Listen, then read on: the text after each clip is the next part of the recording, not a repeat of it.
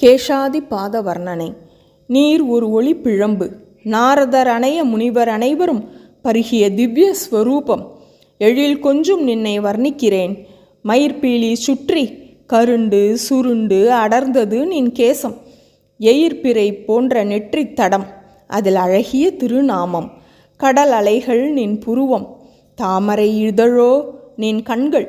மடல் விரிந்ததன கருவிழிகள், நீண்டு அமைந்த எடுப்பான நாசி. நீல கண்ணாடியோ கன்னம், மணிகள் இழைத்த மகர குண்டலம். ஒளி வீசும் பல்வரிசை, பழமெனச் சிவந்த புன்னகை அதரம். தளிர் போன்ற உள்ளங்கை, கங்கணம் அணிந்த கரங்கள். கலீர் என குரல் எழுப்பும் குழல், குழல் நடமிடும் தளிர் விரல்கள். சந்தம் துடிக்கும் கௌஸ்துப கழுத்து, ஸ்ரீவத்சம் நிறைந்த மணி மார்பு. சந்தனம் பூசிய தேகம், உலகை ஒடுக்கிய வயிறு வயிறு. சந்தத ஆடை கட்டிய மெல்லிடை, இரத்தினம் இழைத்த அரைஞான்.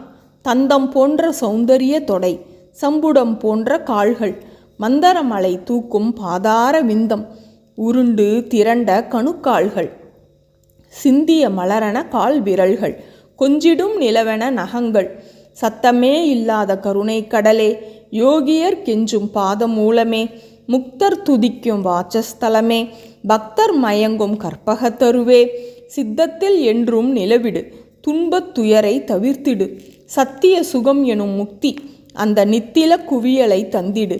குருவாயூர் தன்னிலே குடிகொண்ட மன்னனே, குருவாயூர் அப்பனே, தீராத நோய் தீர்த்து வாராமல் காப்பாய் எந்நாளும் என்னையே.